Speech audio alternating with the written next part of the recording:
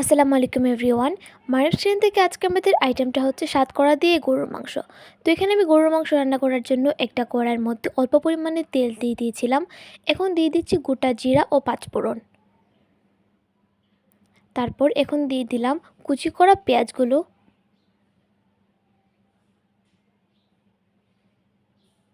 তারপর এগুলোকে ভালোভাবে নেড়ে চেড়ে নিচ্ছি। তারপর এখন দিয়ে দিচ্ছি এর মধ্যে গরম মশলা,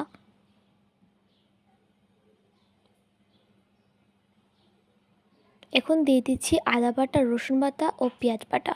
এবার সব কিছুকে ভালোভাবে মিক্স করে নিচ্ছি। তারপর এর মধ্যে এখন দিয়ে দিলাম 1 চা চামচ হলুদের গুঁড়ো, 2 চা চামচ ধনিয়া গুঁড়ো। তারপর দিয়ে দিচ্ছি এখন 2 চা চামচ মরিচের গুঁড়ো,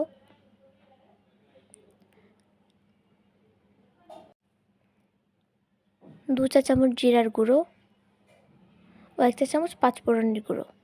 তারপর সব কিছুকে আবারও ভালোভাবে মিক্স করে নিচ্ছি। তারপর এর মধ্যে আমি দিয়ে দিচ্ছি হাফ কাপের মতো পানি।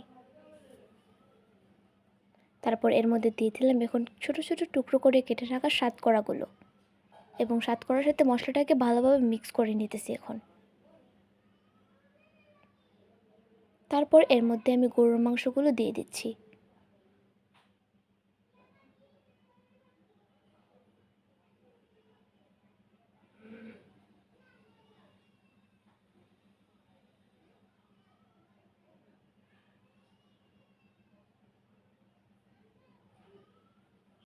তারপর এখানে আমি পরিমাণ মতো লবণ দিয়ে দিচ্ছি।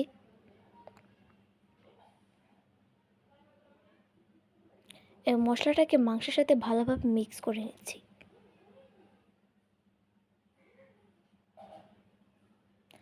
মিক্স করে নেওয়া হয়ে গেছে, তাই এখন আমি এটাকে 20 মিনিটের জন্য একটা ঢাকনা দিয়ে ঢেকে দেব। তো এখানে আরও 20 মিনিট পর আমি ঢাকনাটা তুলে নিলাম এবং আবার একটু নাড়াচাড়া করে দেখলাম সব কিছু ঠিকঠাক আছে কি না। তারপর এখানে আমি 1 জগের মতো পানি অ্যাড করলাম এবং আবার একটু ভালোভাবে নাড়াচাড়া করলাম। তারপর এর মধ্যে আমি একটু বড় সাইজের কেটে রাখা আলুগুলো দিয়ে দিচ্ছি। আপনারা চাইলে আরও ছোটো ছোটো টুকরো করে আলু দিয়ে দিতে পারেন। এটাকে আমি এখন 40 মিনিটের জন্য ঢাকনা দিয়ে ঢেকে দিচ্ছি। 40 মিনিট পর এখানে মাংসটা প্রায় হয়ে এসেছে এবং মাংসটা আমি একটা পাত্রের মধ্যে তুলে নিব।